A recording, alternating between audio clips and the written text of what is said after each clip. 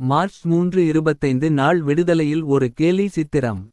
சிறுவன் ஒருவன் ஈ. ராமசாமியிடம் தாத்தா உங்கள திட்டுனவன் தோத்துட்டான் என சீமான் குறித்து சொல்லுகிறான்.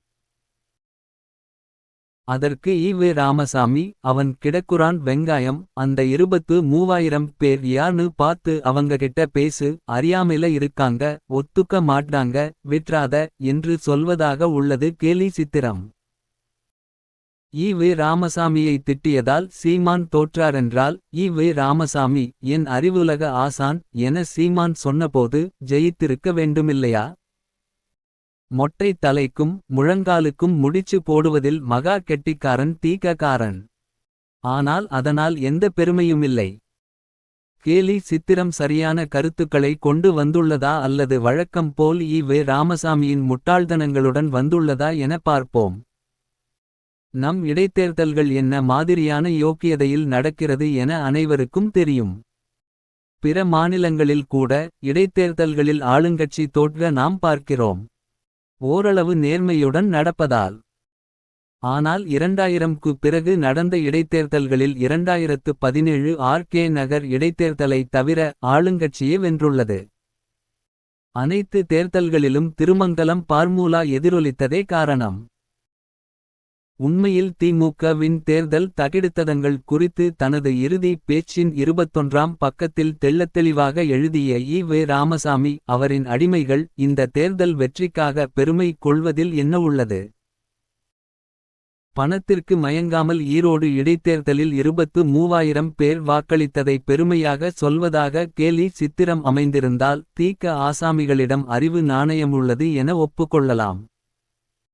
ஈ. ராமசாமிக்கே இல்லாத அறிவு நாணயம் அந்த கேலி சித்திரம் வரைந்த அடிமைக்கு மாத்திரம் இருந்துவிடுமா?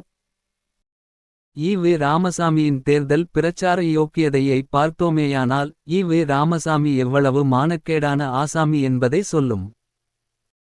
அந்த 23,000 பேர் யார்னு பாத்து அவங்ககிட்ட பேசு அறியாமைல இருக்காங்க ஒத்துக்க மாட்றாங்க விட்றாதையாம். ஈ. ராமசாமியை விட நல்ல தெளிவாக தான் அவர்கள் இருக்கிறார்கள். ஈ. ராமசாமியின் தேர்தல் பிரச்சார யோக்கியதைகளை பார்ப்பதற்கு முன் ஈ. ராமசாமி வெற்றி பெற்ற திமுகவின் யோக்கியதை குறித்து தனது இறுதிப் பேச்சின் 21ஆம் பக்கத்தில் என்ன கூறினாரென பார்ப்போம். நாதி இல்லையே சொல்றதற்கு ஆள் இல்லையே. சிந்திக்க ஆள் இல்லையே. ஒரு ஓட்டுக்கு என்னென்ன கொடுக்கிறான். பெண்டாட்டியை தவிர மட்டதை எல்லாம் கொடுக்கிறானே ஓட்டு வாங்குவதற்கு. இதற்கு கவலையே படமாட்டேன் என்கிறானே. முன்னேற்ற கழகத்துக்காரன் மற்றவனை எல்லாம் என்னை எல்லாம் வைவான் இவனுக்கு என்ன கேடு இந்த வேலையை ஏன் பண்ணிக்கிட்டு இருக்கிறான் என்று. அவனுக்கு ஓட்டுதான் பெரிது. அவன் பெண்டாட்டி பிள்ளையைப் பற்றி அவனுக்கு கவலை இல்லை. இன்னும் கொஞ்ச நாள் போனால் வழக்கத்தில் வந்துவிடும் பெண்டாட்டியை கூட கொடுத்து ஓட்டு வாங்குகிறார்போல். ஏனென்றால் அந்த உத்தியோகமும் அந்த பதவியும் அவ்வளவு உயர்வாய்ப் போச்சு என ஈ. ராமசாமி சொன்னபடி வாக்கு பெற்று வென்றவனுக்கும் இது எதுவுமே செய்யாமல் வாக்கு பெற்று தோற்றவனுக்கும் நிறைய வித்தியாசம் உள்ளது. இவன் பெற்றது மானமுள்ள வாக்கு. அவன் பெற்றது மானங்கெட்ட வாக்கு. தீக காரனுக்கு இரண்டுக்குமான வித்தியாசம் தெரிந்தால் தானே ஆச்சரியம். தெரிந்திருந்தால் சீமானின் தோல்விக்காக மட்டுமல்ல யார் தோல்விக்காகவும் கொண்டாட மாட்டான். மானங்கெட்ட செயல் செய்தால் யார் வேண்டுமானாலும் ஜெயிக்கலாம்தானே. இதை நாம் சொல்லவில்லை. ஈ. ராமசாமி தான் சொல்லியிருக்கிறார். இனி ஈ. ராமசாமியின் தேர்தல் பிரச்சார யோக்கியதைகளை பார்ப்போம். 1967 தேர்தலில் ஈ. ராமசாமி காமராசரை காங்கிரஸை ஆதரித்து பிரச்சாரம் செய்தார் என்பது அனைவருக்கும் தெரியும். காமராசர் தோற்றதை கேள்விப்பட்டு ஈ. ராமசாமி காமராசரின் தோல்வி என் தோல்வி என கண்ணீர் மல்க நெஞ்சை நக்கும் விதமாக பேசினார். ஆனால் அதற்கு அடுத்தடுத்த வருடங்களில் என்ன பேசினார்? தான் பிரச்சாரம் செய்த காங்கிரஸை ஒழுங்காக ஆட்சி செய்யவில்லை என விமர்சித்தார். ஒரு அரசாங்கம் வெற்றி பெற்றதற்கு நீதி செலுத்த வேண்டுமானால் ஓட்டளித்த மக்களுக்கு நீதி காட்ட வேண்டும்.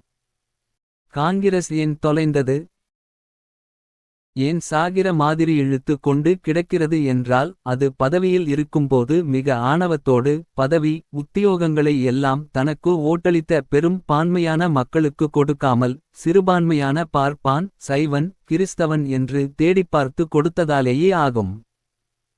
அத்தோடு ஓட்டு போட்ட பெரும்பான்மையான மக்களை மதிக்காததாலேயே ஆகும்.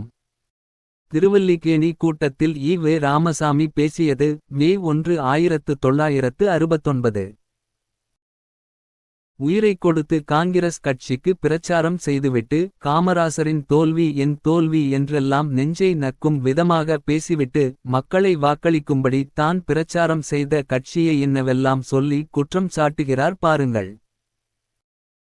இதை வாசிக்க நேருகிறவன் என்ன சொல்வான். என்னையா காங்கிரசுக்கு ஆதரவாக பிரச்சாரம் செய்தபோது காங்கிரசின் இத்தகைய குறைபாடுகள் கண்ணுக்கு தெரியவில்லையா. புத்தியும் எங்காவது ஊர் சுற்றப்போயிருந்ததா. காங்கிரசின் அவ்வளவு பித்தலாட்டமும் தெரிந்து நீர் காங்கிரசுக்கு பிரச்சாரம் செய்திருந்தால் நீர் எவ்வளவு பெரிய அயோக்கியன் என கேட்பானே. அவ்வாறு கேட்பவனை அவன் அறிவோடு தான் கேட்கிறான். நம் அறிவுதானே தேர்தலுக்கு முன் ஒரு மாதிரி தேர்தலுக்கு பின் ஒரு மாதிரி என இரட்டை வேடம் போட்டு அயோக்கியத்தனம் செய்தது என்கிற தங்கள் முட்டாள்தனத்தை ஏற்கிற அறிவில்லாமல் சீமான் புண்படுத்திவிட்டான் என ஒப்பாரி வைத்து காவல்துறையிடம் ஓடினால் என்னையா அறிவு உங்களிடம். இப்படி தானே உங்களின் ஒவ்வொரு தேர்தல் பிரச்சார யோக்கியதையும் இருக்கும். இந்த லட்சண அறிவை வைத்து கொண்டு ஈ.வே. ராமசாமி சொல்கிறாராம். அந்த 23,000 பேர் யார்னு பார்த்து அவங்ககிட்ட பேசு. அறியாமையில இருக்காங்க ஒத்துக்க மாட்றாங்க விட்றாத என. இந்த 23,000 பேராவது காசுக்கு மயங்காமல் உன் யோக்கியதை தெரிந்து ஓட்டு போட்டார்களே என்கிற பாராட்டுகிற அறிவில்லையே. மேலும் ஈ.வே. ராமசாமி தான் சொல்கிறவனுக்கு வாக்களிக்காமல் போனால் நாசமாய்ப் போ என்று வேறு சாபம் கொடுப்பாராம். அதிலும் கூடத்தான் எத்தனை முட்டாள்தனம். ஈ.வே. ராமசாமி சொன்னார் என கி. வீரமணி தெரிவித்த தகவல் அக்டோபர் 4, 2015 நாள் விடுதலையில் வந்தது. ஐயா அவர்கள் அந்த காலத்தில் கூட்டத்தில் உரையாற்றும்போது தேர்தல் நேரத்தில் சாதனைகளைச் சொல்லி விட்டு கடைசியாக என்ன சொல்வார் என்றால் 2 மணிநேரமாக உரையாற்றிவிட்டு இவ்வளவும் சொல்கிறேன் எனக்காக அல்ல. என் பிள்ளைக்குட்டிகள் பிழைப்பதற்காக அல்ல. என் பிள்ளைக்குட்டிகள் வாழ்வதற்காக அல்ல. உங்கள் பிள்ளைகள் வாழ்வதற்காகச் சொல்கிறேன். கேட்டால் கேளுங்கள். இல்லையென்றால் நாசமாகப் போங்கள் என்பார். சரி வாக்காளனும் ஈ.வே. ராமசாமி சொன்னால் சரியாக இருக்கும் என அவர் சொன்ன கட்சிக்கும் வாக்களிப்பான். ஆனால் ஈ.வே. ராமசாமியின் யோக்கியதையோ தேர்தலுக்கு பின் வேறு கூட்டணிக்கு ஜம்ப் ஆகி தான் பிரச்சாரம் செய்த கட்சியை மானக்கேடாக திட்டிக்கொண்டு இருப்பார். ஈ.வே. ராமசாமி பேச்சை கேட்டு வாக்களித்தவன் முட்டாளாகிறானா இல்லையா. ஏன்யா நீர் சொன்னதற்காக வாக்கு செலுத்தியதற்கு எனக்கு இந்த தற்குறித்தனம் தான் பரிசா என கேட்டால் ஈ.வே. ராமசாமியிடம் சொல்ல ஒரு நியாயமான பதிலிருக்குமா. ஈ.வே. ராமசாமி தேர்தல் பிரச்சார யோக்கியதையை எல்லாம் விலாவாரியாக சொன்னால் அவரின் தேர்தல் அறிவு தான் சந்தி சிரிக்கும்.